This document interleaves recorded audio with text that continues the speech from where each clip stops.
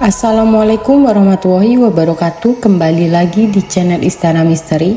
Untuk kisah yang akan saya bawakan kali ini yaitu sebuah kisah yang berjudul Pesugihan Toko Mebel Pak Dukan. Dan sebelum kita lanjut ke ceritanya, tekan dulu tombol like video ini dan jangan lupa tekan juga tombol subscribe channel ini. Nyalakan juga lonceng notifikasinya agar tidak ketinggalan cerita-cerita baru dari channel ini. Dan seperti apa untuk kisah kali ini? Langsung saja kita masuk ke ceritanya.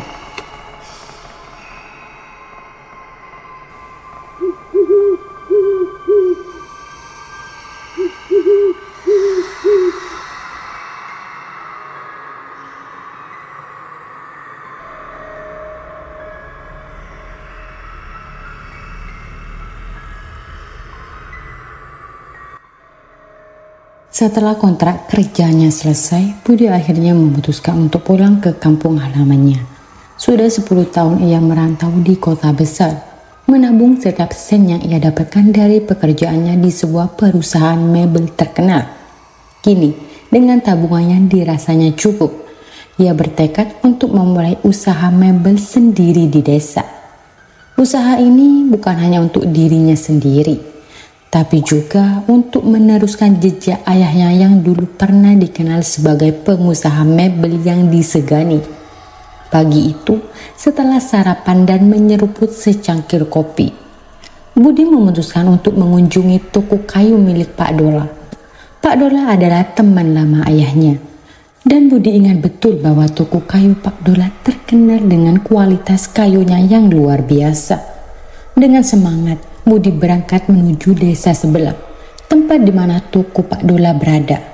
Setibanya di sana, Pak Dola langsung mengenali Budi meskipun sudah bertahun-tahun mereka tidak bertemu. "Ini Budi kan?" tanya Pak Dola dengan nada terkejut. Matanya berbinar melihat anak dari teman lamanya datang. Budi tersenyum dan menyalami Pak Dola, merasakan kehangatan nostalgia yang membuncah di antara mereka. "Iya Pak, ini saya Budi," jawab Budi sambil membalas pelukan hangat dari Pak Dola. Setelah berbasa-basi sejenak, Pak Dola bertanya, "Apa kabar nak? Kemana saja selama ini?" Budi menjawab dengan nada yang lebih serius. "Sudah hampir 10 tahun ini saya merantau Pak. Kalau dihitung-hitung persis sejak seminggu setelah Bapak meninggal." Mendengar itu, Pak Dola hanya bisa mengangguk dengan tatapan penuh kesedihan. Ia teringat betapa kerasnya ayah Budi dulu berusaha menjaga usaha dari keterpurukan akibat hutang. Namun, segala upaya itu sia-sia dan ayah Budi meninggal dengan rasa kecewa yang mendalam. Pak Dola merasa sedikit beruntung karena Budi mewarisi keahlian ayahnya dalam dunia mebel, sehingga ia bisa bertahan dan bekerja di perusahaan besar selama di kota. "Ada perlu apa datang ke sini nak?" tanya Pak Dola akhirnya. Budi kemudian menjelaskan niatnya untuk membuka usaha mebel di kampung halaman. "Kebetulan Pak, saya mau buka usaha mebel di rumah. Saya butuh stok kayu yang bagus untuk memulai usaha ini. Apa Bapak Dola bisa jadi pemasok untuk toko mebel saya nanti?" Pak Dola mendengar permintaan Budi dengan seksama. Namun, seketika raut wajahnya berubah menjadi sedih. Sebenarnya ia sangat ingin membantu Budi, namun toko kayunya sudah terikat kontrak dengan toko mebel lain. Karena itu, ia tak bisa memenuhi permintaan Budi. Dengan berat hati, Pak Dola meminta maaf berulang kali. Namun, Budi tersenyum dan berkata, "Tidak apa-apa Pak, saya mengerti. Saya akan mencoba mencari toko kayu lain." Pak Dola yang merasa tidak enak memberikan saran kepada Budi untuk mendatangi toko kayu milik Hasan di desa sebelah. "Cobalah ke toko Hasan nak, dia punya stok kayu yang tak kalah bagusnya. Ini alamat lengkapnya," kata Pak Dola sambil menuliskan alamat toko Hasan. Setelah mendapat alamat tersebut, Budi berpamitan dan berangkat menuju toko kayu Hasan. Perjalanan ke sana memakan waktu sekitar setengah jam. Sepanjang perjalanan, Budi tak henti-hentinya bertanya kepada penduduk setempat untuk memastikan arah yang benar. Akhirnya, Budi tiba di toko kayu yang dimaksud. Toko itu tidak terlalu besar, tetapi begitu ia melihat-lihat kayu yang dipajang, Budi tahu bahwa kualitasnya sangat baik. Saat Budi tengah memeriksa kayu-kayu di rak besar, seorang pria kurus berkacamata datang menghampirinya. "Ada yang bisa saya bantu?" tanya pria itu dengan senyuman ramah. Budi memperkenalkan dirinya dan menjelaskan bahwa ia disarankan oleh Pak Dola untuk datang ke toko tersebut. Pria itu ternyata adalah Hasan, pemilik toko. Mendengar cerita Budi, Hasan mulai mempertimbangkan kemungkinan untuk bekerja sama. Ia menimbang-nimbang berbagai faktor, mulai dari transportasi hingga ketersediaan karyawannya yang terbatas. Setelah berdiskusi panjang lebar, Budi dan Hasan mencapai kesepakatan. Hasan setuju untuk menjadi pemasok kayu bagi toko mebel yang akan dibuka oleh Budi. Mendengar hal itu, Budi merasa sangat senang, bahkan ia hampir tak bisa menyembunyikan kegembiraannya. "Pulang dulu ya, aku buatkan teh dulu untuk kita," ujar Hasan sambil berpamitan sejenak ke dapur.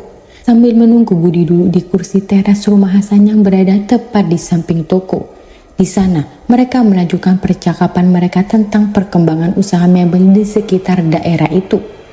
Hasan juga menceritakan berbagai pengalaman dan tantangan yang dihadapi dalam menjalankan usaha toko kayunya. Budi merasa bersyukur telah menemukan mitra yang tepat untuk mewujudkan mimpinya yang sempat tertunda.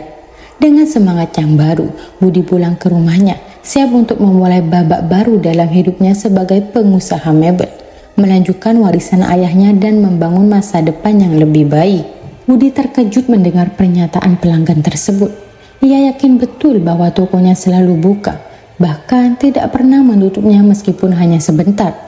Bagaimana mungkin? Pikir Budi.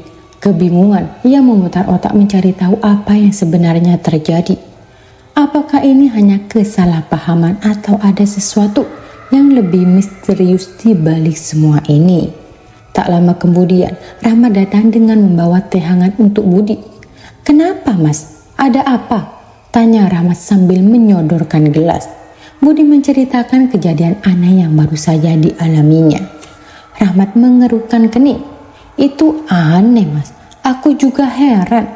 Kenapa pembeli kita hanya mondar-mandir tanpa masuk? Apakah mungkin ada yang tidak beres di sini?" Mereka memutuskan untuk mengecek toko secara lebih teliti. Budi dan Rahmat berjalan mengelilingi toko, memeriksa setiap sudut dengan cermat. Semuanya tampak normal, barang-barang tertata rapi, tak ada yang hilang atau rusak. Namun saat Budi dan Rahmat berdiri di depan pintu toko, Budi tiba-tiba merasa bulu kuduknya meremang. Ada perasaan tidak nyaman yang menyergapnya. Malam itu, Budi tidak bisa tidur nyenyak. Pikirannya terus dipenuhi oleh kejadian aneh tadi siang. Ia memutuskan untuk menghubungi Pak Dola keesokan harinya, berharap bisa mendapatkan pencerahan dari pria yang sudah lama berkecimpung di dunia mebel. Ketika Budi menceritakan semuanya kepada Pak Dola, pria itu tampak serius. "Nah, mungkin ini bukan perkara biasa. Dulu, sebelum toko itu menjadi terkenal, ada desas-desus bahwa pemiliknya menggunakan cara yang tidak wajar untuk menarik pelanggan. Aku tidak pernah percaya, tapi mungkin ada benarnya." Budi merasa ngeri mendengar hal itu. Jadi, maksud Pak Dola mereka menggunakan semacam ilmu hitam? Pak Dola hanya mengangguk pelan. "Bisa jadi, Nak. Ada baiknya kamu hati-hati. Kalau memang ini yang terjadi, kamu harus mencari cara untuk melindungi dirimu dan usahamu." Budi merasa semakin bingung, namun tekadnya untuk mempertahankan toko mebelnya tetap kuat. Ia tak ingin kalah hanya karena hal-hal mistis. Dengan nasihat dari Pak Dola, Budi berencana mencari orang pintar atau kiai untuk membantunya mengatasi masalah ini. Namun sebelum itu, Budi memutuskan untuk kembali ke tokonya malam itu. Dia ingin melihat apa yang sebenarnya terjadi setelah toko tutup. Malam yang gelap dan sunyi tidak menyurutkan langkahnya.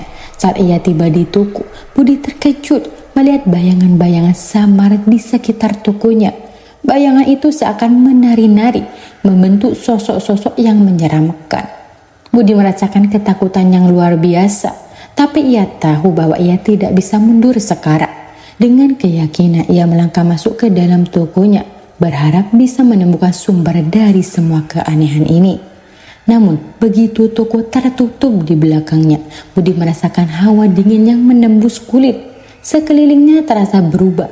Toko yang biasanya terang benderang kini tampak suram dan mencekam. Budi mencoba menyalakan lampu, tapi tidak berhasil. Di tengah kegelapan itu, Budi mendengar suara lirik. Seolah ada seorang yang berbisik di telinganya. "Pergilah atau kamu akan menyesal." Budi tersentak dan berbalik, tapi tidak ada siapa-siapa di sana. Tubuhnya gemetar, tapi ia mencoba menguatkan diri. Ia tahu bahwa apapun yang terjadi, ia harus menemukan cara untuk menyelamatkan usahanya dari teror yang mencekam ini. Budi dan Rahmat merasa lega setelah berhasil memindahkan semua barang dari toko lama ke halaman rumah pamannya. Meski lelah, mereka berharap lokasi baru ini bisa membawa keberuntungan dan menarik kembali pelanggan yang hilang. Setelah semua selesai diatur dan dipajang dengan rapi, Budi dan Rahmat duduk sejenak di bawah pohon besar di dekat halaman, menikmati secangkir kopi hangat. Namun, meski sudah pindah ke tempat yang baru, situasi aneh masih terjadi.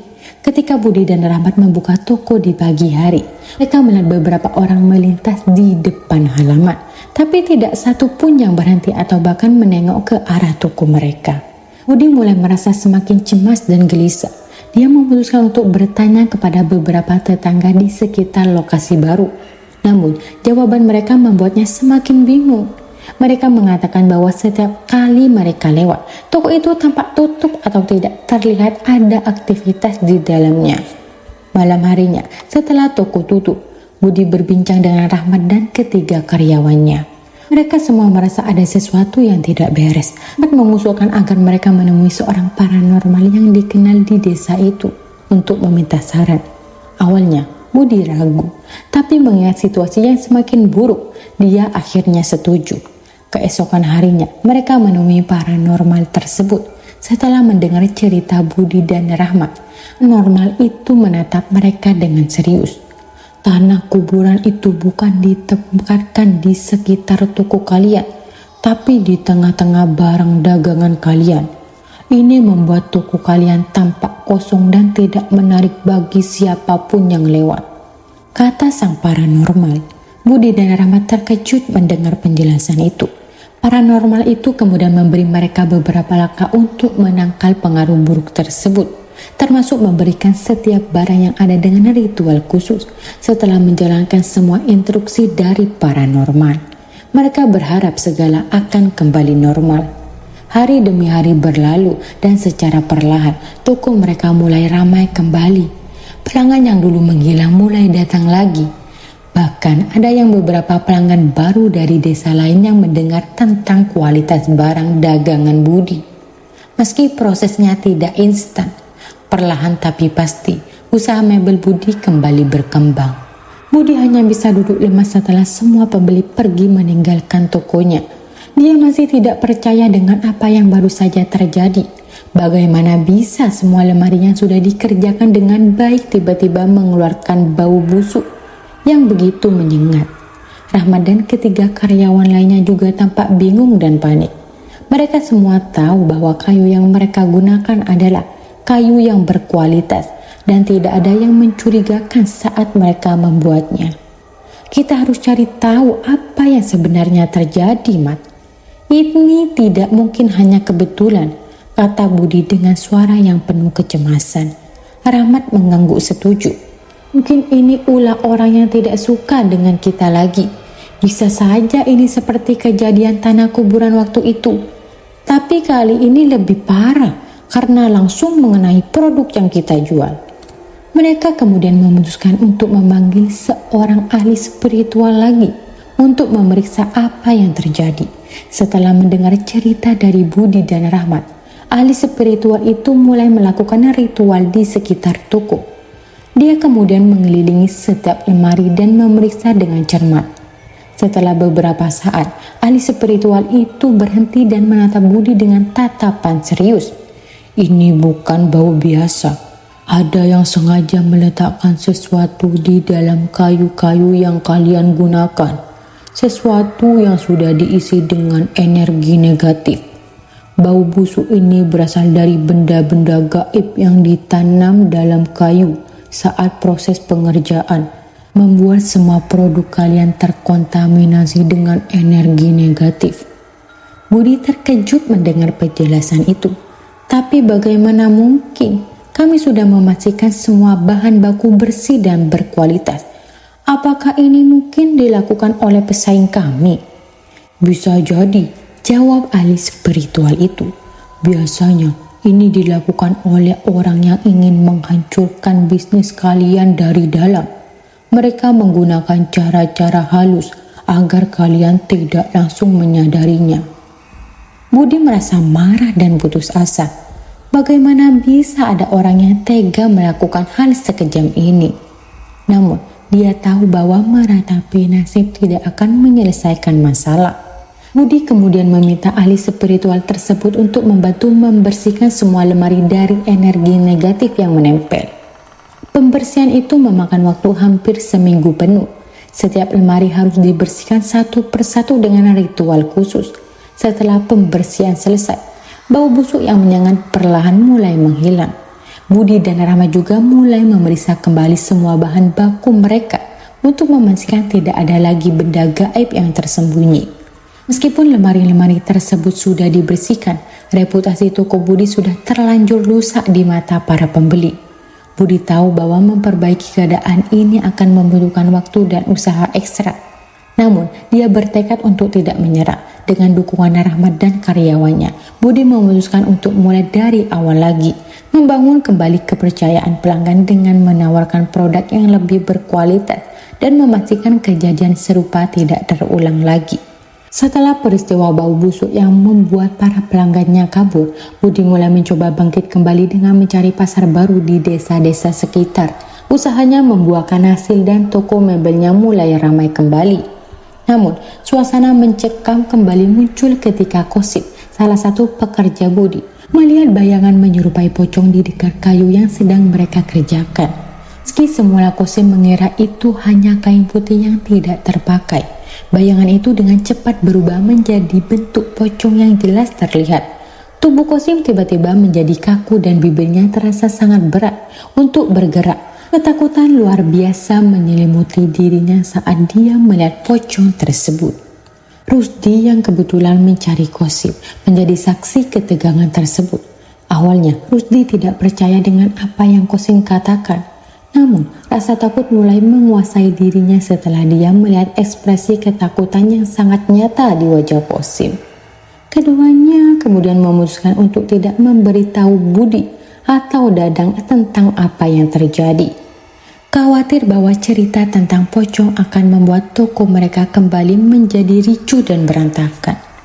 Namun, kejadian aneh tidak berhenti di situ. 2 hari setelah insiden pocong, musibah lain menimpa Dadang, seorang pekerja lain di toko tersebut. Saat sedang memotong kayu, tiba-tiba saja Dadang menjerit kesakitan. Kosim dan Rusdi yang berada di depan toko segera berlari ke belakang. Dan mereka terkejut melihat tangan Dadang terkena gergaji. Darah mengucur deras dari lukanya dan suasana di toko mebel itu menjadi sangat tegang. Toko mebel Budi yang sebelumnya penuh dengan aktivitas dan pelanggan kini berubah menjadi tempat yang dipenuhi dengan ketakutan dan misteri. Budi harus mencari cara untuk mengatasi kejadian-kejadian ini sebelum semuanya semakin buruk. Namun, apakah ia akan berhasil menemukan sumber dari gangguan ini? Ataukah toko mebelnya akan terus diteror oleh kekuatan misterius yang tak terlihat? Toko mebel milik Budi menjadi semakin menceramkan setelah kejadian-kejadian aneh yang menimpa para pekerjanya. Setelah Rahmat memutuskan untuk pergi merantau dan Dadang mengalami kecelakaan yang mengerikan, suasana di toko tersebut semakin mencekam. Gangguan-gangguan supernatural seperti suara cekikikan perempuan dan bayangan pocong yang dilihat Kosim dan Rusdi membuat keduanya ketakutan. Perasaan tidak nyaman dan ketakutan mulai tumbuh di hati Qasim dan Rusdi, terutama setelah mereka hampir tertimpa besi yang jatuh secara tiba-tiba. Kejadian-kejadian ini memuncak hingga mereka memutuskan untuk berhenti bekerja. Budi yang terkejut dan panik melihat mereka begitu ketakutan mencoba membujuk mereka untuk tetap bekerja. Namun, upaya tersebut gagal. Pada akhirnya, Budi hanya bisa melihat kedua karyawannya pergi meninggalkan toko. Membuatnya merasa lemas dan tak berdaya. Toko mebel yang dulu ramai kini semakin sepi, dihantui oleh berbagai kejadian misterius yang membuat siapapun yang bekerja di sana menjadi tak aman. Budi harus mencari cara untuk menyelamatkan usahanya. Tapi bagaimana ia bisa melawan ketakutan tak kasat mata yang terus meneror tokonya? Apakah ini semua akibat dari rasa gelap yang mungkin pernah terjadi di tempat itu? Atau ada sesuatu yang lebih besar dan berbahaya yang mengintai? Budi kini harus menghadapi kenyataan bahwa masalah yang dihadapinya mungkin jauh lebih rumit dan menakutkan daripada sekedar masalah bisnis. Budi merasa sangat terpuruk setelah tokonya bangkrut. Pesanan yang tidak dapat diselesaikan karena kedua karyawannya pergi membuat para pelanggan kecewa dan meminta uang mereka kembali. Budi terpaksa mengembalikan uang pelanggan yang akhirnya menghabiskan seluruh modal yang dimilikinya. Kondisi ini memaksanya untuk menutup toko dan kembali pada titik nol, merencanakan untuk merantau lagi dan mencari pekerjaan baru. Ketika Budi mengembalikan kunci rumah kepada pamannya, sang paman sangat terkejut mendengar bahwa toko mebel yang selama ini dikelola Budi harus gulung tikar begitu cepat. Meski barang-barang yang diproduksi Budi terkenal berkualitas, namun kejadian aneh dan malang yang terjadi di toko tersebut membuatnya tidak bertahan lagi. Pada pagi harinya ketika Budi sedang bersiap untuk berangkat, dia bertemu dengan Dono, teman masa kecilnya. Dono yang tidak banyak berubah selama bertahun-tahun dengan cepat dikenali oleh Budi. Mereka pun berbicara tentang masa lalu, kenangan-kenangan indah ketika mereka masih kecil.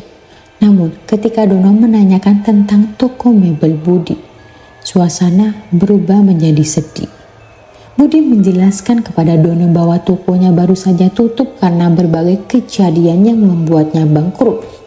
Dono yang prihatin dan merasa kasihan dengan keadaan Budi, kemudian menawarkan pekerjaan baru di tempat bekerja. Budi terkejut dan merasa sedikit lega mendengar tawaran itu, karena meski terpuruk, ada harapan baru yang muncul di hadapannya. Dono menjelaskan bahwa pekerjaan tersebut adalah toko milik pamannya di kota kecil, meskipun mungkin tidak sebesar toko mebel yang dulu dikelola Budi. Namun ini adalah kesempatan baru untuk memulai kembali.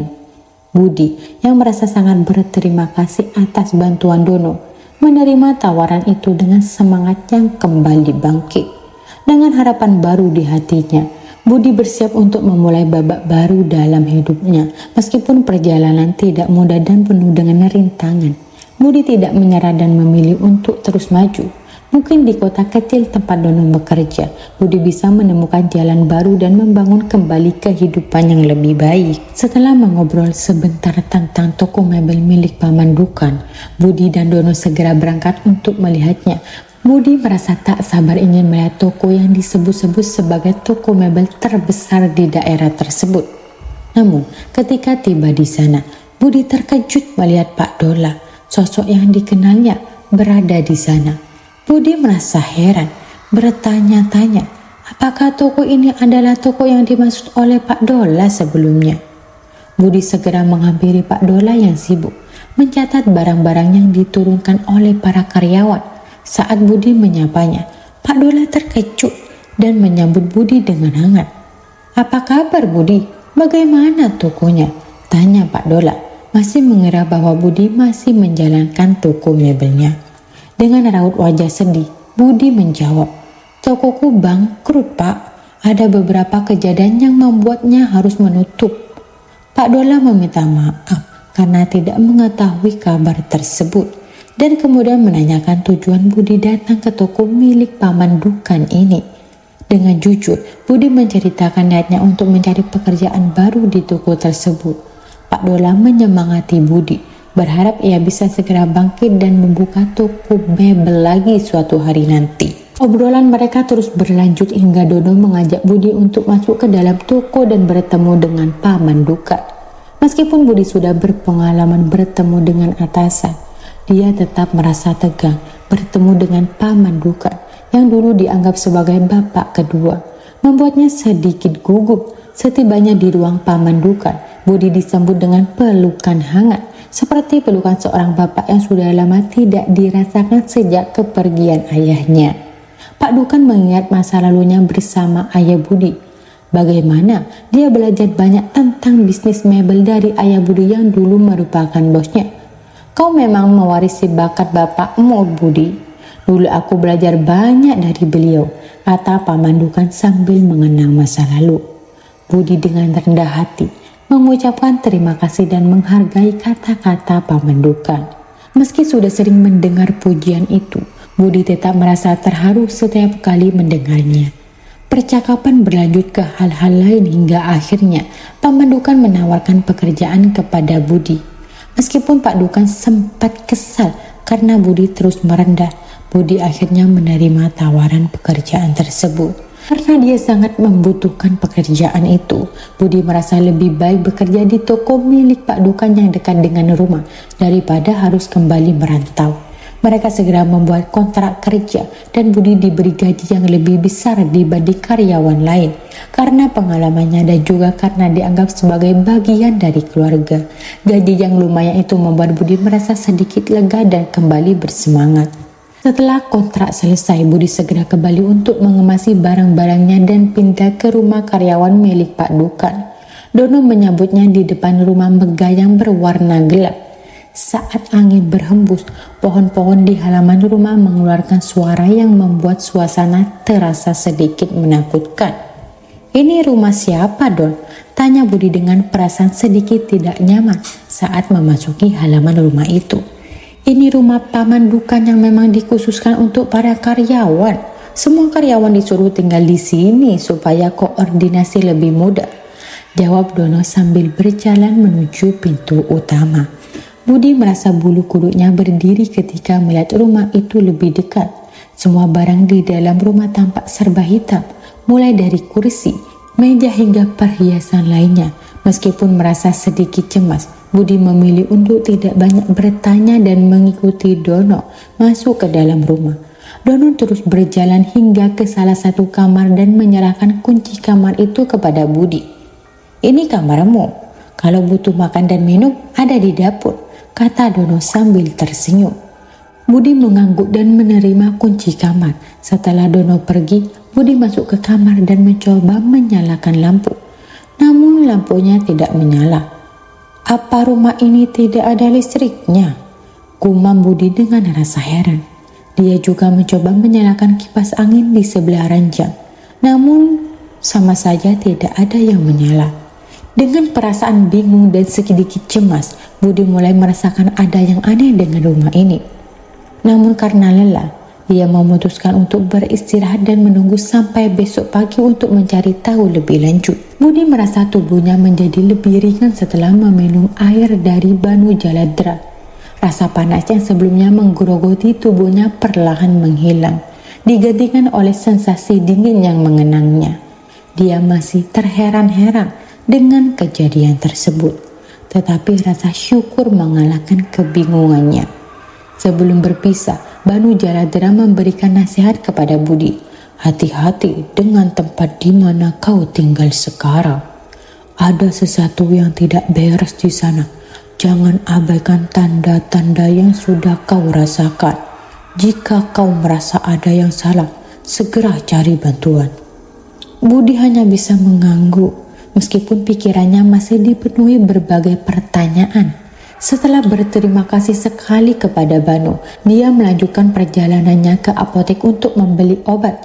Meskipun setelah sembuh sepertinya dia tidak perlu obat lagi. Sesampainya di toko mebel, Paman Dukan melihat Budi sudah tampak lebih segar. "Kamu terlihat lebih baik, Budi. Apa kamu sudah minum obat?" Budi tersenyum tipis dan menjawab, "Iya, Paman. Tadi saya bertemu seorang teman yang memberi saya air, dan setelah meminumnya, badan saya langsung enakan." Paman Dukan mengangguk sambil tersenyum, tetapi di matanya terlihat sedikit kekhawatiran. "Syukurlah kalau begitu.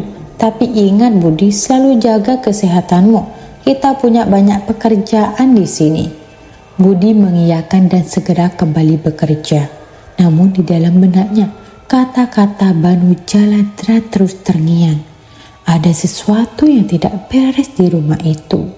Namun karena masih baru bekerja di sana, Budi tak ingin terlalu banyak bertanya atau mengeluh. Dia berusaha fokus pada pekerjaannya dan mencoba mengabaikan perasaan aneh yang menghantui pikirannya. Malam harinya, saat kembali ke rumah karyawan, Budi merasakan hawa yang sama seperti malam sebelumnya. Suara angin yang berdesir di antara pepohonan, rumah yang sunyi meski berisi beberapa orang, dan bayangan-bayangan aneh yang seakan-akan mengintai dari kegelapan. Saat memasuki kamarnya, Budi memutuskan untuk tidak mematikan senter. Cahaya kecil dari senter itu memberinya sedikit rasa aman di tengah kegelapan. Dia berbaring di tempat tidur, mencoba memejamkan mata. Tetapi pikirannya terus berputar mengingat pesan dari Banu Jaladra. Tiba-tiba suara ketukan pelan terdengar dari pintu kamar. Budi menelan ludah dan dengan tangan gemetar, dia bertanya, "Siapa di luar?" Tidak ada jawaban, hanya ketukannya semakin keras. Budi bangkit perlahan, mengambil senter dan menuju pintu. Dengan jantung yang berdebar kencang, dia membuka pintu. Di depannya hanya ada kegelapan. Tidak ada siapapun di sana. Hanya lorong gelap yang sepi. Budi melangkah mundur dengan hati-hati dan menutup pintu kembali. Namun, saat dia berbalik, dia terkejut melihat bayangan hitam yang tadi malam berdiri di atas lemari kiri berdiri di sudut kamar. Bayangan itu tidak bergerak, tetapi Budi bisa merasakan tatapan mata merah yang menatapnya tajam. Tanpa berpikir panjang, Budi berlari keluar dari kamar, meninggalkan segala sesuatunya di dalam. Dia memutuskan untuk tidak tidur di rumah itu lagi. Mungkin sudah saatnya dia mencari bantuan seperti yang Banu Jaladra katakan. Dia berlari keluar dari rumah dan memutuskan untuk mencari tempat lain untuk bermalam. Malam itu, dia bertekad untuk memahami apa yang sebenarnya terjadi di tempat kerja barunya ini. Dan bagaimana caranya menghindari bahaya yang tampaknya semakin dekat. Budi terpaksa berbaring di tempat tidur, merasakan tubuhnya menggigil dan nyeri setelah memakan roti diberikan Dono. Rasa sakit itu perlahan meningkat, membuatnya semakin tidak nyaman. Ia mencoba untuk tenang dan mengingat apa yang telah diajarkan oleh Banu Jaladra. Teringat pesan Banu, Budi segera mengeluarkan tasbih yang diberikan dan mulai membacakan dengan harapan bisa meredakan gejala yang dirasakannya. Meskipun tubuhnya merasa gemetar, Budi merasakan sedikit ketenangan saat berdoa dengan tasbih itu di tangannya. Sementara itu di luar rumah, malam semakin larut dan suasana di sekeliling rumah terasa semakin mencekam. Suara-suara aneh mulai terdengar dari luar, seperti bisikan-bisikan lembut dan suara langkah kaki yang tidak jelas sumbernya. Budi merasa cemas, tetapi tetap berusaha untuk tetap tenang dan fokus pada tasbihnya. Ketika pagi menjelang, tubuh Budi mulai merasa lebih baik, meskipun rasa lelah dan nyeri masih terasa. Ia memutuskan untuk tidak tinggal lebih lama di rumah tersebut dan segera meninggalkan tempat itu. Tekad yang kuat, Budi memutuskan untuk mencari tempat tinggal baru di kota besar, di mana dia bisa jauh dari semua kengerian yang telah dialaminya.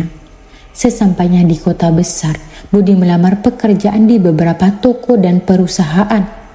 Namun, rasa cemas masih menyelimutinya setiap kali dia mengenang pengalaman buruk di rumah Paman Dukan. Di tengah upayanya mencari pekerjaan baru, Budi bertemu dengan beberapa orang baik yang memberikan dukungan dan saran untuk menenangkan pikirannya Salah satu dari mereka adalah seorang wanita tua bijaksana yang mengetahui tentang kejadian mistis dan menawarkan bantuan dalam bentuk ritual pembersihan untuk mengusir pengaruh negatif yang mungkin masih melekat padanya. Budi mengikuti saran tersebut dan setelah menjalani ritual tersebut, ia merasa lebih ringan dan tenang. Rasa cemas dan ketegangannya sebelumnya menghantuinya mulai mereda. Meski begitu, Budi tetap merasa waspada dan terus memegang tasbih yang diberikan oleh Banu Jaladra sebagai pengingat dan perlindungan dari hal-hal yang tidak terlihat. Dengan semangat baru, Budi terus mencari pekerjaan dan perlahan-lahan mulai membangun kembali hidupnya di kota besar. Ia belajar untuk lebih berhati-hati. Sosok hitam besar itu yang tampaknya semakin menakutkan dengan mata merahnya yang semakin menyala dan tubuhnya yang dikelilingi oleh aura gelap, berusaha mendekati Banu Jaladra dengan ancaman yang jelas. Banu dengan ketenangan yang luar biasa mengacungkan kerisnya dan melanjutkan membaca doa dengan lantang. Suara Banu terdengar penuh kekuatan dan tekad, menegaskan bahwa dia tidak akan mundur menghadapi ancaman tersebut. Budi yang berada di atas dipan merasakan ketegangan yang memuncak. Panas yang sebelumnya ia rasakan mulai mereda, digantikan dengan rasa dingin yang menyelimuti tubuhnya. Budi memperhatikan dengan cemas bagaimana Banu menghadapi sosok hitam itu. Sosok tersebut mulai bergerak ke arah Banu dengan niat jahat. Namun Banu tetap berdiri teguh dengan kerisnya yang berkilau di bawah cahaya lilin. Banu membaca doa dengan penuh konsentrasi, sementara sosok hitam itu terus mengancam dengan suara yang menggelegar, mencoba untuk menakut-nakuti Banu dan bergertak agar berhenti. Namun Banu Jaladra tetap pada posisinya, tidak tergoyahkan oleh ancaman tersebut. Dengan satu gerakan cepat, Banu menusukkan kerisnya ke arah sosok hitam. Ketika itu juga sosok hitam tersebut menjerit kesakitan dan mundur, menghindari keris yang telah diresapi dengan kekuatan spiritual. Saat sosok hitam itu mundur, Banu melanjutkan doa dengan lebih intensif. Doa yang dibacakan mulai memancarkan cahaya terang yang mengelilingi sosok hitam, membuatnya semakin kesulitan untuk mendekat. Sosok hitam itu akhirnya tersapu oleh cahaya tersebut, dan dengan jeritan terakhir yang penuh kekesalan, sosok itu menghilang ke dalam kegelapan. Setelah sosok itu lenyap, Banu menyelesaikan ritualnya dengan menaburkan bunga-bunga di atas tubuh Budi. Menyelesaikan doa-doanya, Budi merasakan tubuhnya ringan dan tenang, seolah semua beban negatif yang mengganggunya telah diusir. Banu memberitahu Budi bahwa proses ini telah mengeluarkan semua energi negatif yang sebelumnya mengganggu dan mengembalikan energi itu kepada pengirimnya. Budi yang merasa bersyukur dan lega mengucapkan terima kasih kepada Banu. Meski masih merasa sedih dan marah atas kematian bapaknya, Budi merasa lebih siap untuk melanjutkan hidupnya tanpa terikat pada kekuatan jahat yang sebelumnya mengancamnya. Banu memberikan pesan terakhir kepada Budi bahwa dia harus terus menjaga dirinya dengan doa dan perlindungan spiritual, serta hati-hati dalam memilih teman dan lingkungan.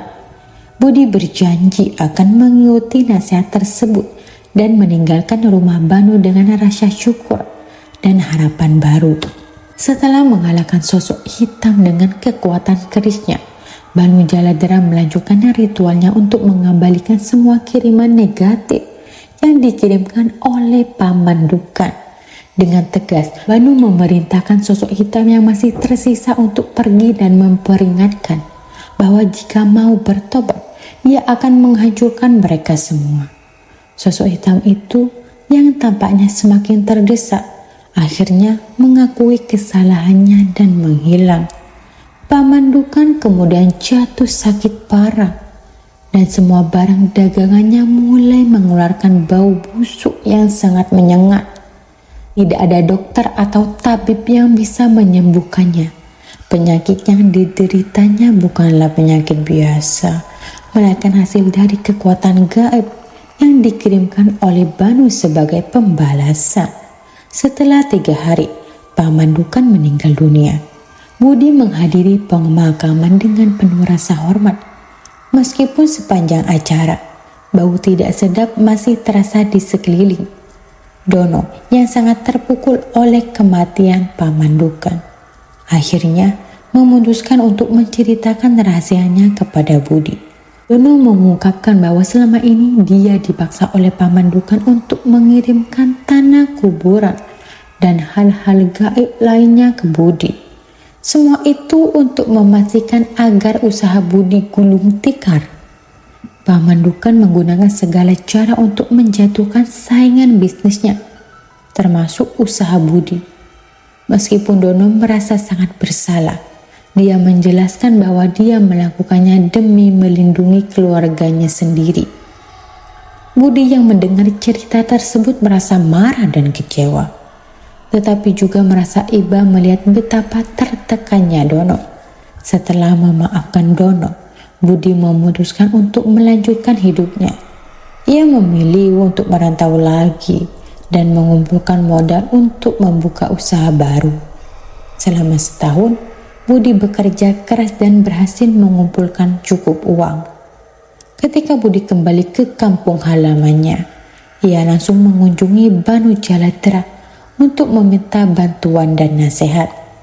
Banu memberikan panci emas dan air sebagai perlindungan dari segala kekuatan gaib yang mungkin mengganggu usaha Budi. Dengan panci tersebut diletakkan di depan tokonya, Budi dapat menjalankan usahanya tanpa gangguan gaib. Budi membuka kembali toko mebelnya dan kali ini usahanya sangat sukses. Toko mebel Budi berkembang pesat dan menjadi yang terbesar di desa-desa sekitar. Budi juga mengajak Dono dan karyawan-karyawan lama untuk bergabung kembali. Usahanya yang stabil dan berkembang membuat Budi memiliki 4 toko dan mulai membuka cabang-cabang di kota-kota kecil di dekat kampung halamannya. Banu Jaladra merasa bangga melihat perkembangan Budi. Setiap bulan, Budi menyempatkan diri untuk mengunjungi Banu dan memberikan perabot rumah tangga seperti lemari dan meja sebagai tanda terima kasih. Selain itu, Budi juga memberikan uang setiap bulannya kepada Banu sebagai ungkapan rasa syukur atas bantuan dan perlindungannya. Dengan usaha yang berhasil dan dukungan dari teman-teman serta Banu, Budi merasa kehidupan barunya penuh dengan harapan dan keberhasilan.